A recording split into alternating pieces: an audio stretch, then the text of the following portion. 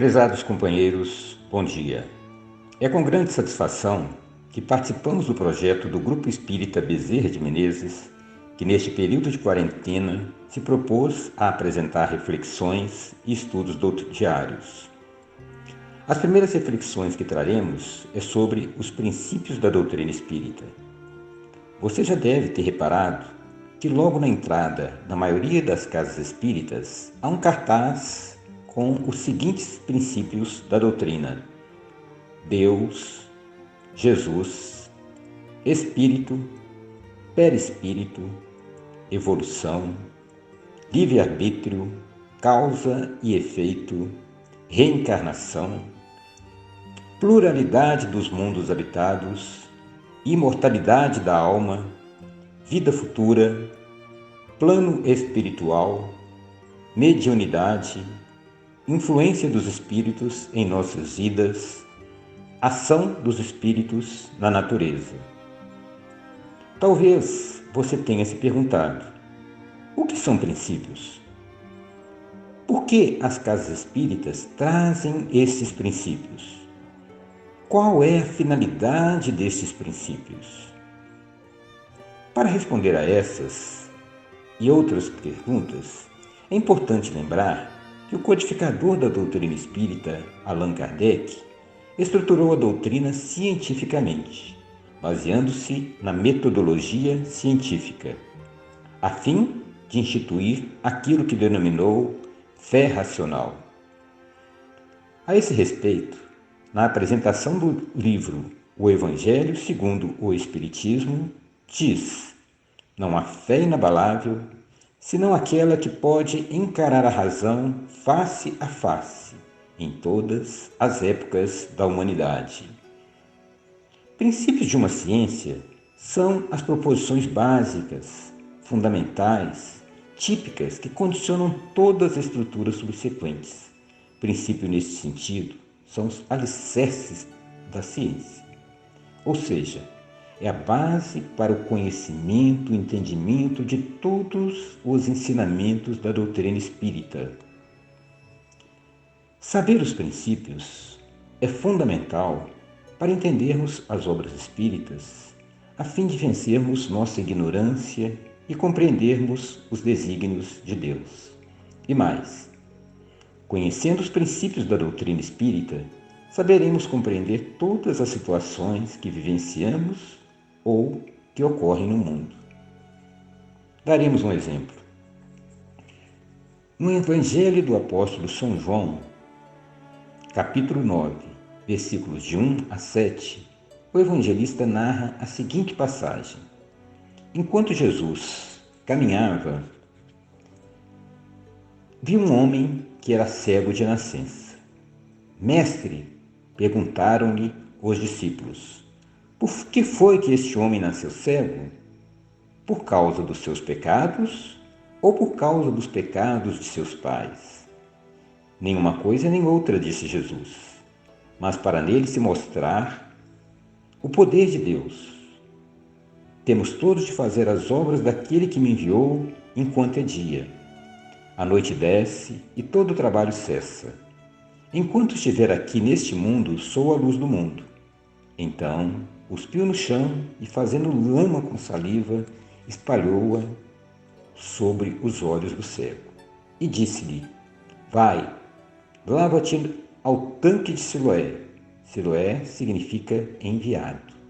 O homem assim fez e depois se lavou e voltou vendo. Quando nós nos deparamos com uma criança que nasce cega, ou paralítica, ou surda, ou muda, ou com debilidade mental, ou com câncer, ou qualquer outra doença grave, ficamos perplexos e não conseguimos explicar o fato. Alguns chegam a questionar a justiça e a bondade de Deus. Outros chegam a questionar a existência de Deus, dizendo: se Deus existisse e fosse bom, isso não aconteceria. Porém, através dos princípios da doutrina espírita, conseguimos explicar essas e outras situações que não compreendemos à luz do entendimento material. Se não vejamos a análise da situação trazida pelo apóstolo João. Primeiro princípio, Deus. Deus é soberanamente justo e bom. Portanto, jamais poderia criar homens sadios, ricos, inteligentes, felizes e outros enfermos, miseráveis, com incapacidade intelectual e infelizes. Todos são criados como espíritos, simples e ignorantes. Terceiro princípio. Este espírito tem apenas um determinismo, evoluir, que é o quinto princípio. No entanto, a evolução não ocorre em apenas uma vida. É necessário que o espírito reencarne diversas vezes, a fim de desenvolver duas asas, a do amor incondicional e a da sabedoria plena, deixando de ser simples e ignorante para tornar-se um espírito perfeito, um anjo. Temos aí o oitavo princípio, reencarnação. Nas diversas encarnações, o espírito tem o livre-arbítrio de escolher o caminho do bem ou o caminho do mal, que é o sexto princípio. Ocorre que, em razão da sua ignorância, muitas das vezes o homem escolhe o caminho do mal, deixando-se levar pelos vícios, pelas paixões, pelas emoções, esquecendo-se que é espírito encarnado em busca da evolução. Quando isso ocorre, a lei de causa e efeito, sétimo princípio, fará com que o espírito venha a colher o que semeou, para que possa se ajustar à lei divina. Em razão da violação da lei divina pelo homem, surgem dores, sofrimentos, enfermidades. Essas situações podem ocorrer na encarnação atual do ser humano ou em encarnações futuras. Temos aí dois princípios: imortalidade da alma e vida futura. Aplicando esses conhecimentos à narração de João, a fim de entendê-la, analisemos a pergunta dos discípulos e a resposta de Jesus. Por causa dos seus pecados ou por causa dos pecados de seus pais, que o homem nasceu cego? Jesus responde: nenhuma coisa nem outra, mas para nele se mostrar o poder de Deus. Verificamos que, ao responder nenhuma coisa nem outra, Jesus não nega a possibilidade de o espírito renascer com problemas físicos em razão de seus pecados ou dos pecados de seus pais. Demonstra que há no mínimo 3 hipóteses para a cegueira de nascença, o que vale para outras enfermidades, dores e sofrimento.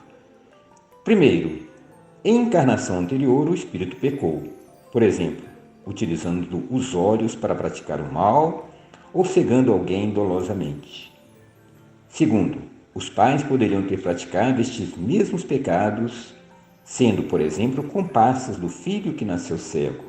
Terceiro, o espírito pode ser um missionário, tendo missão espiritual e moral a cumprir, por isso escolheu nascer daquela maneira. Importa salientar que esta é a realidade trazida pelo apóstolo João. Assim, verificamos que o entendimento dos princípios da doutrina nos possibilita entender o aspecto consolador da doutrina espírita, que é o consolador prometido por Jesus. Nos próximos dias, falaremos sobre cada um dos princípios para clarear o entendimento dessa doutrina consoladora. Um grande abraço a todos.